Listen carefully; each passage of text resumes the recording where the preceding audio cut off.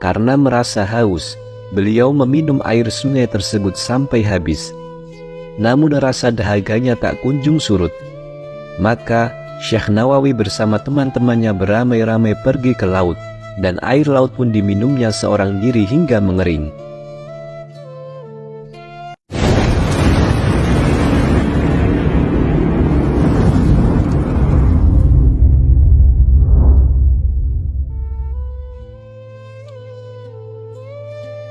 Assalamualaikum warahmatullahi wabarakatuh. Sahabat Kalam Karamah yang dirahmati Allah.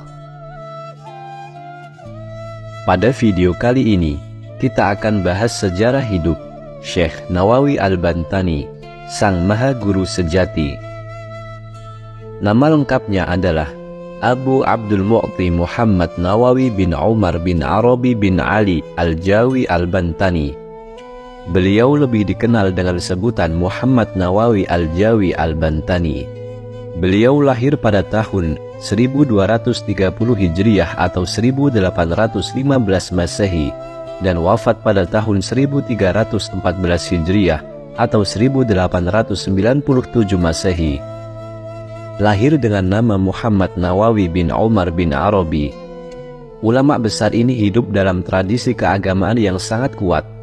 Ulama yang lahir di Kampung Tanara, sebuah desa kecil di Kecamatan Tirtayasa, Kabupaten Serang, Provinsi Banten. Sekarang di kampung pesisir Desa Pedalaman Kecamatan Tanara, depan Masjid Jami' Syekh Nawawi Bantani. Beliau bernasab kepada keturunan Maulana Hasanuddin, putra Sunan Gunung Jati Cirebon. Keturunan ke-12 dari Sultan Banten. Nasab beliau melalui jalur ini sampai kepada baginda Nabi Muhammad SAW. Melalui keturunan dari Maulana Hasanuddin, yakni Pangeran Sunia Raras, yang makamnya hanya berjarak 500 meter dari bekas kediaman beliau di Tanara. Nasab Ahlul Bait sampai ke Syekh Nawawi. Ayah beliau seorang ulama Banten, Umar bin Arabi. Ibunya bernama Zubaidah. Pada usia 5 tahun, Syekh Nawawi belajar langsung di bawah asuhan ayahandanya.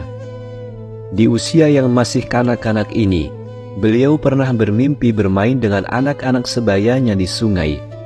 Karena merasa haus, beliau meminum air sungai tersebut sampai habis. Namun rasa dahaganya tak kunjung surut. Maka Syekh Nawawi bersama teman-temannya beramai-ramai pergi ke laut, dan air laut pun diminumnya seorang diri hingga mengering. Ketika usianya memasuki 8 tahun, anak pertama dari 7 bersaudara itu memulai pengembaraannya mencari ilmu.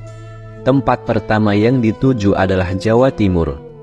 Namun sebelum berangkat, Nawawi kecil harus menyanggupi syarat yang diajukan oleh ibunya.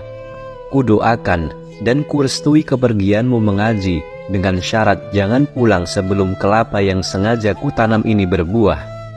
Demikian restu dan syarat sang ibu. Dan Nawawi kecil pun menyanggupinya.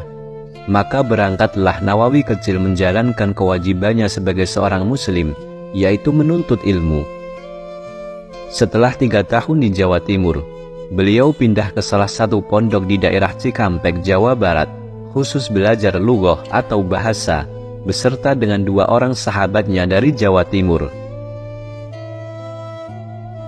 Namun sebelum diterima di pondok baru tersebut, mereka harus mengikuti tes terlebih dahulu. Ternyata mereka bertiga dinyatakan lulus.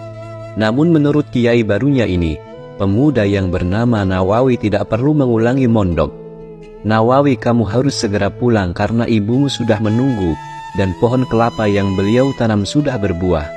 Terang sang kiai tanpa memberitahu dari mana beliau tahu masalah itu. Tidak lama setelah kepulangannya, Nawawi muda dipercaya mengasuh pondok yang telah dirintis ayahnya. Di usianya yang masih relatif muda, beliau sudah tampak kealimannya, sehingga namanya mulai terkenal di mana-mana. Mengingat semakin banyaknya santri baru yang berdatangan, dan asrama yang tersedia tidak lagi mampu menampung, maka Syekh Nawawi muda berinisiatif pindah ke daerah Tanara pesisir. Pada usia 15 tahun, beliau mendapat kesempatan untuk pergi ke Makkah menunaikan ibadah haji. Di sana beliau memanfaatkan waktunya untuk mempelajari berbagai cabang ilmu. Di antaranya adalah ilmu kalam, bahasa, dan sastra Arab, ilmu hadis, tafsir, dan ilmu fikih. Setelah 3 tahun belajar di Makkah, beliau kembali ke daerahnya tahun 1833 Masehi dengan khazanah ilmu keagamaan yang relatif cukup lengkap untuk membantu ayahnya mengajar para santri. Syekh Nawawi telah mengajar banyak orang, sampai kemudian karena karomahnya yang telah mengkilap sebelia itu, beliau mencari tempat di pinggir pantai agar lebih leluasa mengajar murid-muridnya yang kian hari bertambah banyak. Pada usia 15 tahun, beliau menunaikan haji dan berguru kepada sejumlah ulama terkenal di Makkah, seperti Syekh Khatib Al-Sambashi, Abdul Ghani Bima, Yusuf Sumbulawani, Abdul Hamid Dagestani, Syekh Said Ahmad Nahrawi, Syekh Ahmad Dimyati, Syekh Ahmad Zaini Dahlan, Syekh Muhammad Khatib Hambali, dan Syekh Junaid Al-Betawi. Tapi guru yang paling berpengaruh adalah Syekh Said Ahmad Nahrawi, Syekh Junaid Al-Betawi, dan Syekh Ahmad Dimyati. Ulama terkemuka di Makkah. Lewat ketiga syekh inilah karakter beliau terbentuk. Selain itu juga, ada 2 ulama lain yang berperan besar mengubah alam pikirannya, yaitu Syekh Muhammad Khatib dan Syekh Ahmad Zaini Dahlan, ulama besar di Madinah. Perjuangan dan nasionalisme Syekh 3 tahun bermukim di Makkah. Beliau pulang ke Banten. Sampai di tanah air, beliau menyaksikan praktik-praktik ketidakadilan, kesewenang-wenangan, dan penindasan dari pemerintah Hindia Belanda. Beliau melihat itu semua lantaran kebodohan yang masih menyelimuti umat. Tak ayal gelora jihad pun berkobar. Beliau keliling Banten mengobarkan perlawanan terhadap penjajah. Tentu saja pemerintah Belanda membatasi gerak-geriknya. Beliau dilarang berkhutbah di masjid-masjid. Bahkan belakangan, beliau dituduh sebagai pengikut Pangeran Diponegoro, yang ketika itu memang sedang mengobarkan perlawanan terhadap penjajah Belanda tahun 1825 sampai tahun 1830 Masehi. Sebagai intelektual yang memiliki komitmen tinggi terhadap prinsip-prinsip keadilan dan kebenaran, apa boleh buat, Syekh Nawawi terpaksa menyingkir ke negeri Makkah tepat ketika perlawanan Pangeran Diponegoro pada tahun 1830 Masehi. Ulama besar ini di masa mudanya juga menularkan semangat nasionalisme dan patriotisme di kalangan rakyat Indonesia. Begitulah pengakuan Christian Snob. Begitu sampai di Makkah, beliau segera kembali memperdalam ilmu agama kepada guru-gurunya. Beliau tekun belajar selama 30 tahun, sejak tahun 1830 hingga 1860 Masehi. Ketika itu memang beliau berketetapan hati untuk tinggal di Tanah Suci, satu dan lain hal untuk menghindari tekanan kaum penjajah Belanda. Nama beliau mulai masyhur ketika menetap di Syib Ali Makkah. Beliau mengajar di halaman rumahnya. Mula-mula muridnya cuma puluhan, namun makin lama makin jumlahnya kian banyak. Mereka berdatangan dari berbagai penjuru dunia. Maka jadilah Syekh Nawawi Al-Bantani Al-Jawi sebagai ulama yang dikenal piawai dalam ilmu agama, terutama tentang tauhid, fikih, tafsir dan tasawuf. Nama beliau semakin melejit ketika beliau ditunjuk sebagai pengganti Imam Masjidil Haram, Syekh Khatib Al-Minangkabawi. Sejak itulah, beliau dikenal dengan nama resmi, Syekh Nawawi Al-Bantani Al-Jawi, artinya, Nawawi dari Banten, Jawa.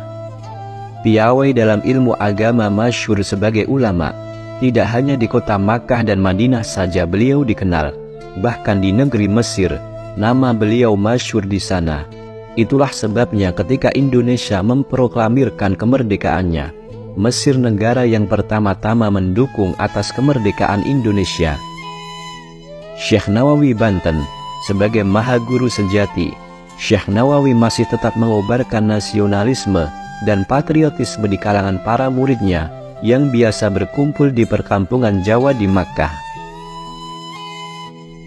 Di sanalah beliau menyampaikan perlawanannya lewat pemikiran-pemikirannya. Kegiatan ini tentu saja membuat pemerintah Hindia Belanda berang. Tak ayal, Belanda pun mengutus Christian Snok ke Makkah untuk menemui dia. Ketika Christian Snok yang kala itu menyamar sebagai orang Arab dengan nama Abdul Ghafur bertanya, mengapa dia tidak mengajar di Masjidil Haram, tapi di perkampungan Jawa? Dengan lembut Syekh Nawawi menjawab, pakaianku yang jelek dan kepribadianku tidak cocok dan tidak pantas dengan keilmuan seorang profesor berbangsa Arab. Lalu kata Christian Snok lagi, bukankah banyak orang yang tidak sepakat seperti Anda, akan tetapi juga mengajar di sana? Syekh Nawawi menjawab, kalau mereka diizinkan mengajar di sana, pastilah mereka cukup berjasa. Dari beberapa pertemuan dengan Syekh Nawawi, orientalis Belanda itu mengambil beberapa kesimpulan. Menurutnya Syekh Nawawi adalah ulama yang ilmunya dalam, rendah hati, tidak congkak, bersedia berkorban demi kepentingan agama dan bangsa. Banyak murid-muridnya yang di belakang hari menjadi ulama besar. Misalnya Kiai Haji Hashim Asy'ari, pendiri Nahdlatul Ulama, Kiai Haji Ahmad Dahlan, pendiri Muhammadiyah, Kiai Haji Khalil Bangkalan, Kiai Haji Asnawi Kudus, dan lain sebagainya. Konon Kiai Haji Hashim Asy'ari saat mengajar santri-santrinya di pesantren Tembu Ireng, sering menangis jika membaca kitab fikih Syarh Fathul Qorib yang dikarang oleh Syekh Nawawi. Kenangan terhadap gurunya itu amat mendalam di hati Kiai Haji Hashim Asy'ari, hingga haru tak kuasa ditahannya setiap kali baris Syarh Fathul Qorib ia ajarkan pada santri-santrinya. Syekh Nawawi Al-Bantani Al-Jawi menikah dengan Nyai Nasimah, gadis asal Tanara, Banten, yang dikaruniai 3 anak, yaitu Nafisah, Maryam, dan Rubi'ah. Sang istri wafat mendahului beliau. Nama Syekh Nawawi Banten sudah tidak asing lagi bagi umat Islam Indonesia. Bahkan kebanyakan orang menjulukinya sebagai Imam Nawawi kedua. Imam Nawawi pertama adalah yang membuat syarah Sahih Muslim, Majmu' Syarhul Muhadzab, Riyadhus Shalihin, dan lain sebagainya. Melalui karya-karya Syekh Nawawi Al-Bantani yang tersebar di pesantren-pesantren tradisional yang sampai sekarang masih banyak dikaji, nama Kiai asal Banten ini seakan masih hidup dan terus menyertai umat, memberikan wejangan ajaran Islam yang menyejukkan. Di majelis ta'lim, karyanya selalu dijadikan rujukan utama dalam berbagai ilmu, dari ilmu tauhid, fikih, tasawuf, sampai tafsir. Karya-karyanya sangat terkenal di kalangan komunitas pesantren. Syekh Nawawi tidak hanya dikenal sebagai ulama penulis kitab, namun juga sang maha guru. Syekh Nawawi telah banyak berjasa meletakkan landasan teologis dan batasan-batasan etis tradisi keilmuan di lembaga pendidikan pesantren. Beliau turut banyak membentuk keintelektualan tokoh-tokoh para pendiri pesantren yang sekaligus juga banyak menjadi tokoh pendiri organisasi Nahdlatul Ulama. Apabila Kiai Haji Hashim Asy'ari sering disebut sebagai tokoh yang tidak bisa dilepaskan dari sejarah berdirinya Nahdlatul Ulama, maka Syekh Nawawi adalah guru utamanya. Di sela-sela pengajian kitab-kitab karya gurunya ini, seringkali Kiai Haji Hashim Asy'ari bernostalgia, bercerita tentang kehidupan Syekh Nawawi. Kadang mengenangnya sampai meneteskan air mata karena besarnya kecintaan beliau terhadap Syekh Nawawi. Goresan tinta Syekh Nawawi di samping digunakan untuk mengajar kepada para muridnya, seluruh kehidupan beliau banyak dicurahkan untuk mengarang beberapa kitab-kitab besar, sehingga tak terhitung jumlahnya. Konon saat ini masih terdapat ratusan judul naskah asli tulisan tangan Syekh Nawawi yang belum sempat diterbitkan. Kitab-kitab karangan beliau banyak diterbitkan di Mesir. Seringkali beliau hanya mengirimkan manuskripnya, dan setelah itu tidak memperdulikan lagi bagaimana penerbit menyebarkannya, termasuk hak cipta dan royaltinya. Selanjutnya, kitab-kitab beliau itu menjadi bagian dari kurikulum pendidikan agama di seluruh pesantren di Indonesia, bahkan Malaysia, Filipina, Thailand, dan juga negara-negara Timur Tengah. Menurut Rai Salam Temangondana, peneliti di Institut Studi Islam Universitas of Philippines, ada sekitar 40 sekolah agama tradisional di Filipina yang menggunakan karya Syekh Nawawi sebagai kurikulum belajarnya. Selain itu, Sulaiman Yasin, dosen di Fakultas Studi Islam Universitas Kebangsaan di Malaysia, juga menggunakan karya beliau untuk mengajar di kuliahnya. Pada tahun 1870, para ulama Universitas Al-Azhar Mesir pernah mengundang beliau untuk memberikan kuliah singkat di suatu forum diskusi ilmiah. Mereka tertarik untuk mengundang beliau karena sudah dikenal di seantero dunia. Kepakaran beliau tidak diragukan lagi. Ulama asal Mesir, Syekh Omar Abdul Jabbar, dalam kitabnya Durus min Maldit Ta'lim wa Hadirihi bil Masjidil Haram, beberapa kajian masa lalu dan masa kini tentang pendidikan masa kini di Masjidil Haram, beliau menulis bahwa Syekh Nawawi sangat produktif menulis hingga karyanya mencapai 100 judul lebih, meliputi berbagai disiplin ilmu. Banyak pula karyanya yang berupa syarah atau komentar terhadap kitab-kitab klasik. Para pakar menyebut karya beliau lebih praktis ketimbang matan kitab yang dikomentarinya. Ada lagi sebuah kitab fikih karya beliau yang sangat terkenal di kalangan para santri pesantren di Jawa, yaitu Uqudul Lujain fi Bayan Huquqiz Zawjain. Hampir semua pesantren memasukkan kitab ini dalam daftar paket bacaan wajib, terutama di bulan Ramadan. Isinya tentang segala persoalan keluarga yang ditulis secara detail. Hubungan antara suami dan istri dijelaskan secara rinci. Kitab yang sangat terkenal ini menjadi rujukan selama hampir 1 abad.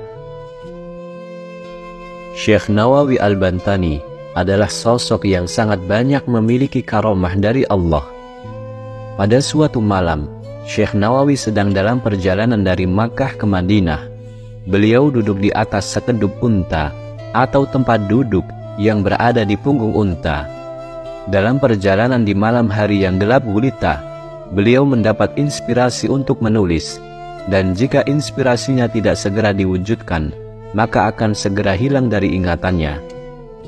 Maka berdoalah ulama alim alamah ini, "Ya Allah, jika inspirasi yang Engkau berikan malam ini akan bermanfaat bagi umat dan Engkau ridhoi, maka ciptakanlah telunjuk jariku ini menjadi lampu yang dapat menerangi tempatku dalam sekedu ini, sehingga oleh kekuasaan-Mu akan dapat menulis inspirasiku." Ajaib, dengan kekuasaan Allah, seketika itu pula telunjuk Syekh Nawawi menyala, menerangi sekedunya. Mulailah beliau menulis hingga selesai, dan telunjuk jarinya itu kembali padam setelah beliau menjelaskan semua penulisan hingga titik akhir. Konon kitab tersebut adalah kitab Maraqil Ubudiyah, syarah atau komentar dari kitab Bidayatul Hidayah, karangan Imam Al-Ghazali. Kitab yang kemudian lahir dengan nama Maraqil Ubudiyah itu harus dibayar dengan cacat pada jari telunjuk kirinya. Cahaya yang diberikan Allah pada jari telunjuk kiri membawa bekas yang tidak hilang. Karomah beliau yang lain juga diperlihatkannya di saat mengunjungi salah satu masjid di Jakarta, yaitu Masjid Pekojan. Masjid yang dibangun oleh salah seorang keturunan cucu Rasulullah SAW, Sayyid Utsman bin Aqil bin Yahya Al-Alawi, ulama dan mufti Betawi. Sekarang ibu kota Jakarta itu ternyata memiliki kiblat yang salah, padahal yang menentukan kiblat bagi masjid itu adalah Sayyid Utsman sendiri. Tak ayal, Saat seorang anak remaja yang tak dikenalnya menyalahkan penentuan kiblat, kagetlah Sayyid Utsman. Diskusi pun terjadi dengan seru antara mereka berdua. Sayyid Utsman tetap berpendirian kiblat Masjid Pekojan sudah benar. Sementara Syekh Nawawi remaja berpendapat arah kiblat masjid mesti dibetulkan. Saat kesepakatan tak bisa diraih karena masing-masing mempertahankan pendapatnya dengan keras, Syekh Nawawi remaja menarik baju lengan Sayyid Utsman, dirapatkan tubuhnya agar bisa saling mendekat. "Lihatlah Sayyid, itulah Ka'bah tempat kiblat kita. Lihat dan perhatikanlah. Tidaklah Ka'bah itu terlihat amat jelas, sementara kiblat masjid ini agak ke kiri. Maka perlulah kiblatnya digeser ke kanan, agar tepat menghadap ke Ka'bah," ujar Syekh Nawawi remaja. Sayyid Utsman termangu. Ka'bah yang ia lihat dengan mengikuti telunjuk Syekh Nawawi remaja memang terlihat jelas. Sayyid Utsman merasa takjub dan menyadari remaja yang bertubuh kecil di hadapannya ini telah dikaruniai kemuliaan, yaitu terbukanya nur basyariah. Dengan karomah itu, dimanapun beliau berada, Ka'bah tetap terlihat jelas. Dengan hormat, Sayyid Utsman langsung memeluk tubuh kecil beliau. Sampai saat ini jika kita mengunjungi Masjid Pekojan, akan terlihat kiblat digeser tidak sesuai aslinya. Telah menjadi kebijakan pemerintah Arab Saudi bahwa orang yang telah dikubur selama setahun, kuburannya harus digali, tulang belulang si mayat kemudian diambil dan disatukan dengan tulang belulang mayat lainnya. Selanjutnya semua tulang itu dikuburkan di tempat lain di luar kota. Lubang kubur yang dibongkar dibiarkan tetap terbuka hingga datang jenazah berikutnya, terus silih berganti. Kebijakan ini dijalankan tanpa pandang bulu, siapapun dia, pejabat atau orang biasa, saudagar kaya atau orang miskin, sama terkena kebijakan tersebut. Inilah yang juga menimpa makam Syekh Nawawi. Setelah kuburnya genap berusia 1 tahun, datanglah petugas dari pemerintah kota untuk menggali kuburnya. Tetapi yang terjadi adalah hal yang tak lazim. Para petugas kuburan itu tak menemukan tulang belulang seperti biasanya. Yang mereka temukan adalah satu jasad yang masih utuh, tidak kurang satu apapun, tidak lecet atau tanda-tanda pembusukan seperti lazimnya jenazah yang telah lama dikubur. Bahkan kain putih kafan penutup jasad beliau tidak sobek dan tidak lapuk sedikit pun. Kejadian ini mengejutkan para petugas. Mereka lari berhamburan mendatangi atasannya dan menceritakan apa yang telah terjadi. Setelah diteliti, sang atasan kemudian menyadari bahwa makam yang digali itu bukan makam orang sembarangan. Langkah strategis lalu diambil. Pemerintah melarang membongkar makam tersebut. Jasad beliau lalu dikuburkan kembali seperti sedia kala. Hingga sekarang, makam beliau tetap berada di Ma'la, Makkah. Demikianlah karomah Syekh Nawawi Al-Bantani Al-Jawi.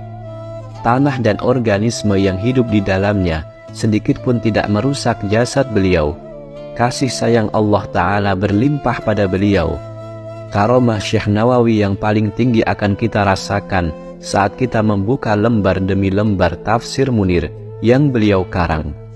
Kitab tafsir fenomenal ini menerangi jalan siapa saja yang ingin memahami firman Allah Subhanahu wa Ta'ala.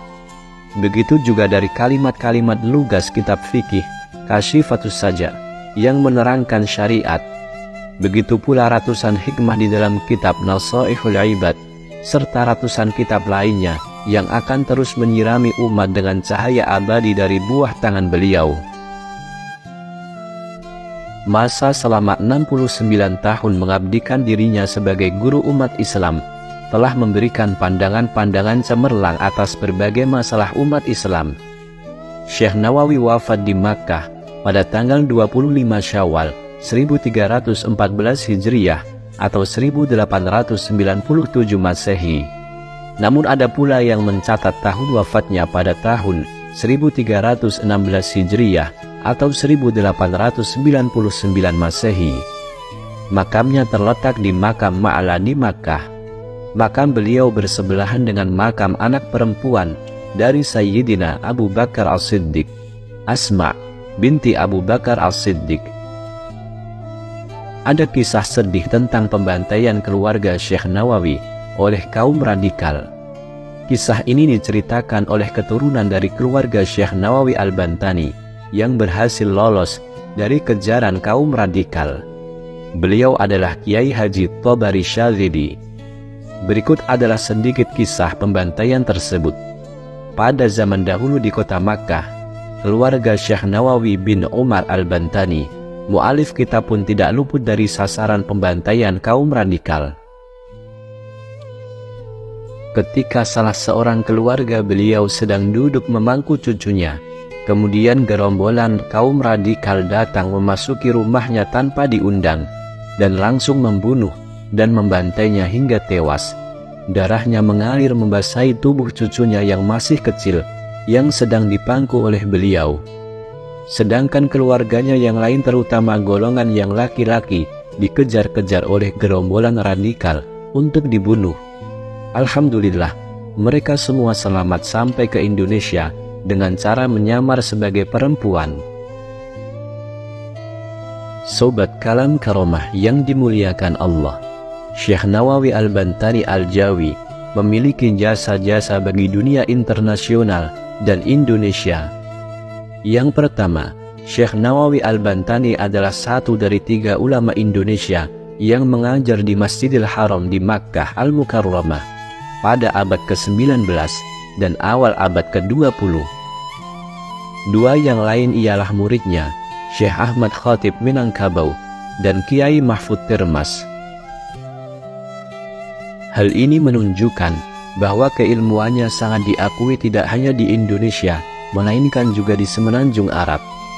Syekh Nawawi Al-Bantani sendiri menjadi pengajar di Masjidil Haram sampai akhir hayatnya, yaitu sampai 1898. Kemudian dilanjutkan oleh kedua muridnya. Wajar jika beliau dimakamkan berdekatan dengan makam istri Nabi Sayyidah Khadijah di Ma'la.